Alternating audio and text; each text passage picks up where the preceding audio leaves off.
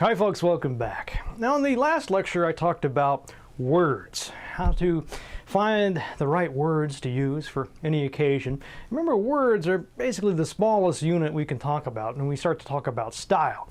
So if you haven't seen that lecture, go back and watch that one first, because in this lecture we'll be talking about sentences. Now first, let's offer up a definition of what we mean by the word sentence. And that is, if you look in most books or dictionaries, you'll see something like this: a complete thought. A little bit ambiguous, perhaps. What exactly do they mean by thought? What do they mean by complete? So another more technical definition is that it's anything that has a subject in it and a verb in it. And to make this even more confusing, the subject doesn't even need to be in the sentence. You have what's called the understood you. So I like to think about these cave dwellers, early proto-humans. They're out in the jungles or wherever, and they need some way to communicate with each other. And probably the first sort of language use that came about was to tell people what to do, right? So the big chief can give orders. And so that's why the shortest sentences are considered imperative. That is commands. So for example, this is a complete thought. Run! Exclamation point. That's just one word, and the subject is the understood you, but it gets the point across. And it's probably kind of important to these cave dwellers that they were able to communicate that sort of information quickly and efficiently. And then later on, as things got more complicated, of course, then you started to get these different kinds of subjects. So you could say things like, the mountain lion is coming, run. Give you a little bit more detail, but that's sort of a nice segue into what we're talking about here today, right? How to make things more complicated, but not more confusing. Okay, so most writers will tell you that the shorter sentences are the ones that are not only are they easier to understand, but they also can pack more of a punch, especially if you use them well in your paragraphs. So the shortest verse in the Bible, for example, is simply 2 words: Jesus wept. This is unusual if you've read the Bible, because you know there's very few really short verses like this. So when you see this, you see it's only 2 words, already it sort of grabs your attention, right? Why is it so short? And then when you start to think about the concept that's being expressed there, you have this divine being, the Son of God, and so on, who's showing a very human emotion. He's crying, weeping. So there's a reason why the authors of the Bible wanted to keep that short and sweet, because it preserves that really attention-grabbing moment, this really provocative and profound moment. It wouldn't have the same impact if you put this in the midst of a huge sentence with lots of other verses. It makes a lot of sense just to have it short. Now here's an example of another short sentence that's used well. And I got the first part of the paragraph here so you can see how it has an impact. This is George Orwell wrote a book called Animal Farm, and 1984. This passage is from Animal Farm. So it goes something like this. And finally there was a tremendous baying of dogs, and a shrill crowing from the black cockerel, and out came Napoleon himself, majestically upright, casting haughty glances from side to side, and with his dogs gambolling around him. He carried a whip in his trotter. So you see, we go from those sort of long, elegant sentences with lots of elements to just that short sentence, he carried a whip in his trotter. Because that's a really shocking moment in the narrative, and George Orwell is a really good stylist, so he knew to go from the long sentences to the short one when he wanted to make that really poignant point there. So that's short sentences. Let's talk about long sentences. Now a long sentence, a lot of teachers will advise you just stay away from them. They can make things really awkward, very confusing really quickly. So the longer the sentence, the more attention you have to pay to the way you've put it together. The structure is very important. So here's an example of a longer sentence. So you can think about a sentence starting with a kernel. So what's the main idea of the sentence? This one here is they watched TV. So we're going to take that little kernel and we're going to start adding stuff onto it to make a longer sentence. And we're going to do that with something called free modifiers. The free modifiers are just little elements that can freely move around. You can shift these things around to different parts of the sentence and it won't affect the meaning of it. We'll see why that's important in a minute. But anyway, here's the example. They watched TV. The man staring intently, cradling his bloody fist. His wife glancing idly from the screen to the broken window. Both of them secretly wanting to turn off the set and discuss their son's decision to marry Paul. So you see, that sentence has a certain resonance to it. As hopefully as I was reading that, you could sort of feel the tension building up. You know, there's something going on. You got these sort of thoughts that are all in the sentence together, but it's not confusing because we've used the free modifiers to add them on. And plus, we've kept the structures fairly simple within those elements. Now here's an example of what not to do. Instead of using a free modifier, which means we can exchange those elements anywhere we want, we're going to use what's called a train. So these, at the end of each element, the next element will pick up where that one left off. And you'll see it quickly leads to this maze of confusion. So consider this example if you can. The boy sat down to write, retrieving a pen from his bag, which his grandmother had given him for Christmas, which had been a really disappointing holiday that had not been worth the cost of the plane ticket, which was considerable given his lack of money, a problem brought about by losing his job at the camera store, which he had enjoyed because of his keen interest in photography. So, complete mess here, right? It's because there's the way that they put this together, each element is just a train of thought just going from one to the next without a clear connection. There's not a relationship to the rest of the sentence, so it's very confusing. So if you want to add some length to your sentences, there's lots of ways to do that. We'll get into different sentence types in a moment, but these are just simple things. One is you can add some descriptive phrases in the mix. So we could have, and we'll compare this to a clause, which remembers it's got a subject and a verb in it. So here's a clause. The dog who hungered for its supper. So you see that part, who hungered for its supper is the clause. We can change that into a phrase. The dog, hungry for its supper, comma. And see, that would let us put on a few more of those if we wanted to, or it would make it easier to make a longer sentence. Too many clauses will make something confusing. So here's another example. The scout was lost in the forest, so he climbed a tree. If we wanted to make that longer, we could say, lost in the forest, the scout climbed a tree, and then that would leave us some room there to put some more stuff in. It wouldn't get confusing. I'll just put a period there, though. Okay, then some more examples of this is to add the participial phrase. So remember, those are the ones, you take any verb you want. Let's take Wonder Woman flies in her airplane, and instead of using flies as a verb, we'll just put ing or ed on it and make it into an adjective instead. So Wonder Woman, comma, flying in her plane, or Wonder Woman having just flown in from Alaska or wherever. So here's another example about a boxer, and I got the participial phrases there in italics. So the boxer sized up his opponent, peering into his determined eyes, scanning the muscles of his arms and legs, scrutinizing his balance and position on the mat, calculating his odds for a quick knockout.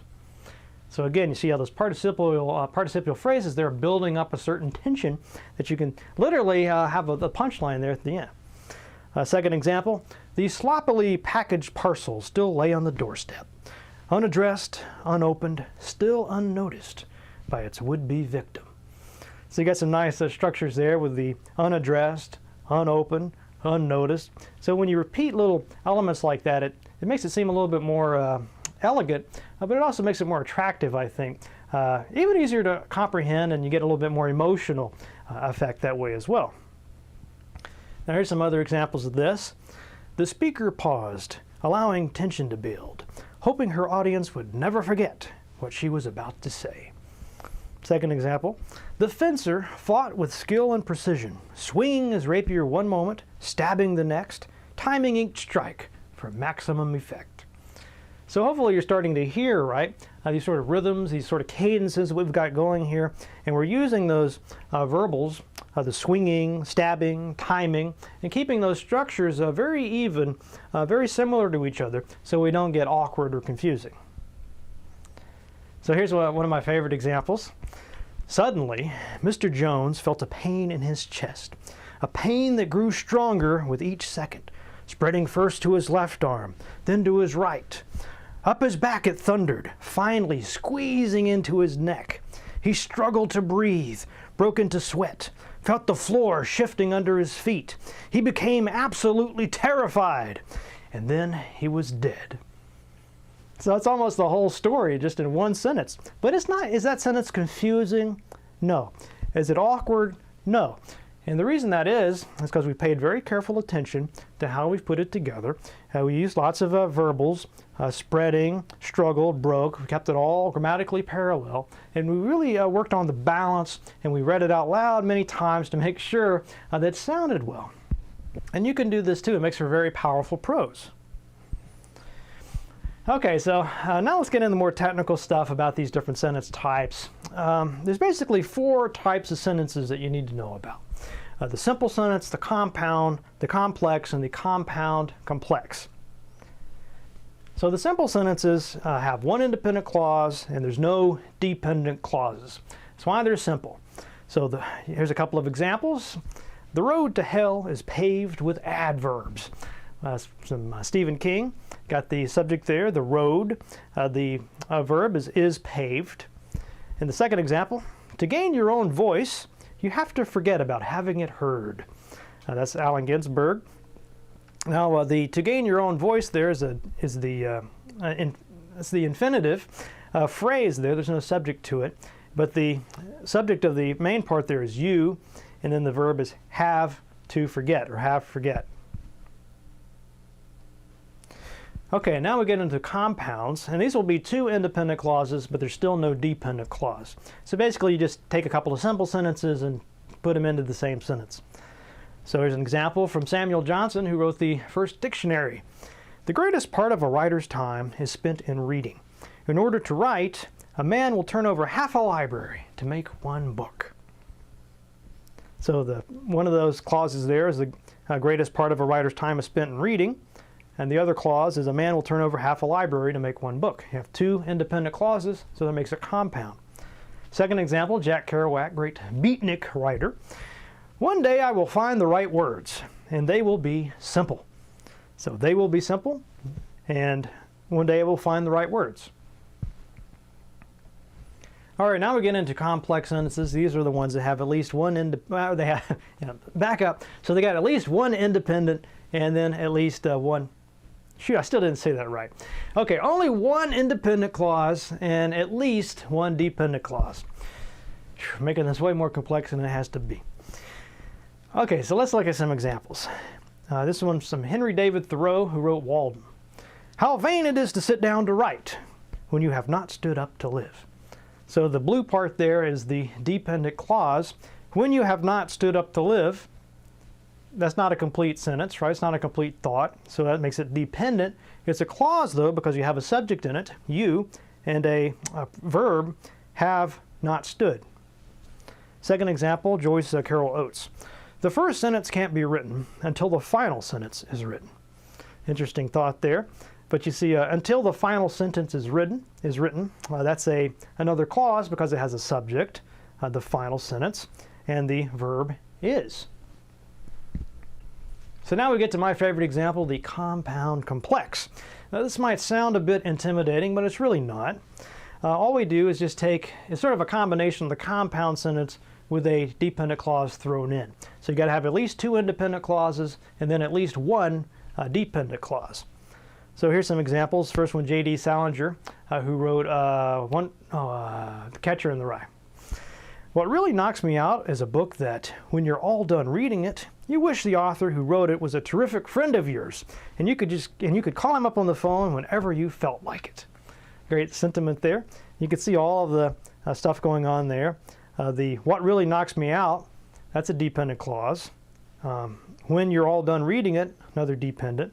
So this is a great sentence. It's got a lot of different types of clauses in it, but it's not hard to understand. And then a second example here from George Singleton. Keep a small can of WD-40 on your desk, away from any open flames, to remind yourself that if you don't write daily, you will get rusty. Love that thought. Okay, now let's talk about sentence length again. So we don't want to make any sentence too long unless we put some periods, or quotation marks in it, or semicolons or dashes or whatever you need, but it's very important not to go on for 2 or 3 lines without any punctuation, because then somebody trying to read it out loud will literally start gasping for breath. You don't want that. So always make sure you've thought about what it's going to be like to read this thing out loud. Now, a second thing to note here is you don't want to have you don't want to have long sentence, long sentence, long sentence, long sentence, long sentence, or short, short, short, short, short, and nothing like that. You want to sort of mix this up. I like to think about a fireworks show. You know, fireworks shows, they usually have these sort of moments when there's a lot of stuff up in the air. Then they'll have some quiet moments when there's just a few things going up, and then they wrap up with a huge sort of finale, right? So I think you should think about your essays the same way. You can think about those short sentences like your little things going up here and there, and then the longer ones might be the big show, but you want to mix it up. You know, some short, some long, to keep the reader interested. Now, when you're putting a sentence together, you always want to pay very careful attention to the way that it starts and the way that it ends, the beginning and the end. So this is a weak start. There are many reasons why blogging is useful. Now, have you ever seen a "there are" walking down the street somewhere? No, that's because you can't visualize anything when I say "there are." It's just sort of empty words. They do nothing for your mind. They don't put any image there. So you're better off taking out the "there are" and "there is," "it is," and so on, and putting a solid subject in there instead, like blogging. So blogging is useful for many reasons. If I say blogging, you should hopefully have some idea what I'm talking about. And so it makes you sort of jump into that sentence a lot easier. Second example, it is important to proofread. Well, there we've got an "it" that you have no idea what the "it" is. So again, it's just empty language, just wasted oxygen. I could have rewritten that to say proofreading is important. So made it shorter, also more direct. Same thing with endings. The policy is one that I don't approve of. Well, you see I got this weird "of" stuck on at the end. That's a preposition. You know, again, have you ever seen an "of"? Oh, look, there's an "of" over there. Of course not. So you want to rewrite this so you have a better ending on that sentence. I do not approve of that policy. So consider the difference.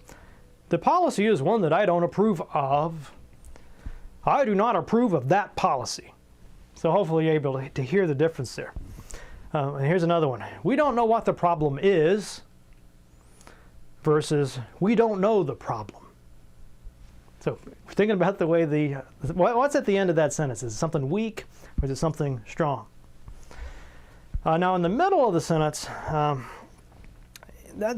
you want the main idea to be at the start of this thing or at the end. The stuff in the middle is what the reader will tend to forget.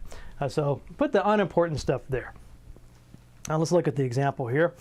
There are a number of policies about smoking that I do not approve of. So that's got a weak start and a weak ending. So we need to fix those. I do not approve of a number of smoking policies. Okay, active versus passive voice. The active sentence, the grammatical subject is what is going to be doing the action described by the verb. The pirate drew her cutlass. Subject pirate, verb drew. Guess what? It's the subject, the pirate, that is doing the drawing of the cutlass. Passive, though, you switch it around, so the grammatical subject is what's receiving the action. So the cutlass was drawn by the pirate. So when should you use active or passive? If it's important to know, if the person doing it or the thing doing it is important, then you use the active. So Hank Aaron hit 755 home runs during his career. It's important that you know the person, Hank Aaron, is the one that hit these runs. Wouldn't make any sense if I started this by saying 755 home runs were hit by Hank Aaron. You know, why do I want to introduce the concept of home runs first? It makes more sense to tell you about Hank Aaron first, so you have him in mind, so that when I tell you about the home runs, you know, it's easy to follow. You can comprehend that. Now, passive voice is more useful when you want to talk about the object, or what something has been done to. So, President John F. Kennedy was shot today. Obviously, if I started this off by saying Lee Harvey Oswald shot John F. Kennedy today, Doesn't make a lot of sense, especially at the time this happened, because people didn't even know who Lee Harvey Oswald was. Had never heard of him. He's nobody. On the other hand, everybody knew who John F. Kennedy was. So you start off with him. All right, imagery and metaphor. Now, what you want to do at all times is avoid too much abstract language, those empty words that don't put anything in your head. Instead, we want to think about, if you don't have a specific concrete detail that you can put in, maybe you're talking about something abstract. Maybe you're talking about writing. So you have to think of these, what's called imagery, metaphors, similes, almost like poetry, where you're trying to think of something that, whatever this concept is you're talking about, what it's like. Can you think of something that it's like that the reader will be familiar with? So here's some examples. It is important to use images in your writing. Okay, so we broke all the rules we talked about, right? It's got that it is, start. We just say use images in your writing. We have no idea what an image is at this point. It's very abstract. So we can supply an example. Some fonts are more formal than others. Well, that's a little bit easier to follow that. You know what a font is, and you probably know that some are more formal than others. We're still kind of abstract. We need to get into some more specific details here. But it's better than the first one. Okay, so here's some examples of using metaphors and similes. Give your writing bone claws. Use images. So we've got this fun image of the bone claw. I don't know if you like a Wolverine, but if you do, you probably like that. Arial font is more formal than Comic Sans, but not as formal as Times New Roman. It's like wearing a shirt and tie with blue jeans and sneakers. Now see there, you might have thought, well, he started off with it is. A little different there because the it, you know what it stands for. It stands for the Arial font. All right, now we get into parallelism. And this is kind of what we were talking about before with the cumulative, all these little elements that we can tack on. You want to make sure that the little elements that you tack on all have the same structure. It's called parallelism. Think about a bridge. You got everything nicely balanced there. You don't want to, it's not like this where the bridge is going to fall apart. The pretzels were too salty, the wings were too spicy, and the root beer was too sweet. So pretzels were too salty, wings were too spicy, root beer was too sweet. Now this is a little bit of it's a little bit simple, but you get the idea. Now imagine this: if I said the pretzels were too salty, the wings were too spicy, the root beer was too sweet, and you can almost, you don't know what I'm going to say, but you probably know it's going to fit that same structure. So that's nice. When you're listening to a piece of music and you like the song, it's probably because even though you maybe never heard the song before, but you can sort of predict what's going to happen next, and then when it does, it makes you happy. Well, same thing with these sentences. When the writer can set up a certain anticipation, and then it fits what you expected to see, it makes you a little happier. I came, I saw, I conquered. Famous words by Julius Caesar. There's actually a specific term for this sort of thing. But you'll notice there's no I came, comma, and I saw, comma, and I conquered. Sometimes you just want to break the rules of grammar if you want to make something more parallel. This is something I want to talk about is, an amateur writer, hacks, people that don't really know what they're doing, they'll look at a sentence and they'll ask themselves, is this sentence correct? Have I done it exactly right according to the school book, the grammar book? A better writer, an expert writer, someone who writes for a living, will look at that sentence and say, they don't say, is it correct? They'll say, is it elegant? Is it eloquent? Is it artistically done? Does it have that effect I was going for? So I'm not saying it doesn't matter if it's correct or not, but if you need to break some rules, as long as the sentence, if you write a really eloquent and elegant sentence, like I came, I saw, I conquered, nobody's going to come around and say, well, but you should have put the word and in there. Well, it probably helps if you're Julius Caesar, right? But art before being correct. All right, number 3, ask not what your country can do for you. Ask what you can do for your country. So again, coming back to JFK, it's been a while since we had a really eloquent president that would say things like this, right? But you get the idea. You see the structure repeating. All right, so I love Edward Gibbon, so here's a couple more from him so you can see how this works. The various modes of worship which prevailed in the Roman world were all considered by the people as equally true, by the philosopher as equally false, and by the magistrate as equally useful. Another example. When the Athenians finally wanted not to give to society, but for society to give to them, when the freedom they wished for most was freedom from responsibility, then Athens ceased to be free and was never free again. So I don't know about you, but I thought about the JFK quote about ask not what your country can do for you. When I read this, it seems to have a lot of the same sort of feel to it, and I wonder if JFK might have read Edward Gibbon. You know, back in the day when students were learning how to write or speak, the first part was imitation. So you would take great speeches, you would take great works of literature, and literally write them out, copy them word by word, letter by letter, into your book, your notebook, or commonplaces book. And then only gradually would the teacher start letting you add some of your own ideas in there. So maybe you had to keep the same structure, but you could sort of like Mad Libs, you know, take out a few verbs, put your own in, take out a few subjects, and then sort of only gradually did you work up to just writing the whole thing yourself. You know, I think that's a very useful technique. Even me, you know, I've been writing for since I was probably about 11 or 12, and this was something I always got into the habit of. I was always in the habit of doing. If I wanted to, you know, when I'm reading an essay, scholarly work, I'll put an underline or mark by the parts that I think are important, and then later, I know I can just copy and paste it. You know, especially if it's an electronic document, I can just copy and paste it. But I find it's better if I just type it in to my Evernote, you know, word for word, just exactly as it's written there. And something about that process, that imitation, sort of carries over when I'm writing something. I mean, you should really try it. It really works. Okay, let's wrap this up with a discussion of tone. Go ahead and put this in with sentences. So remember, you always need to be thinking about the audience. For me, who's going to be watching this video?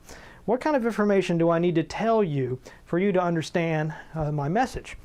Same with you when you're writing an essay. You're thinking about who's going to read this essay.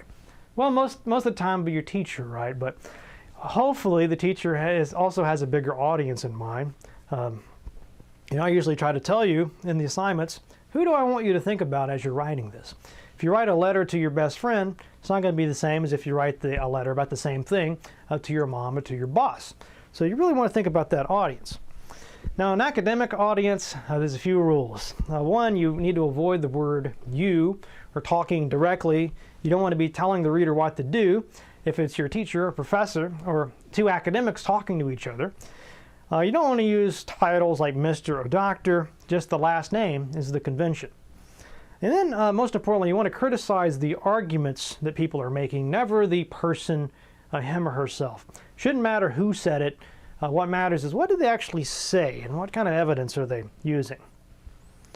So here's some examples of emails that I don't think that the students really wanted to be offensive, but it just came across that way.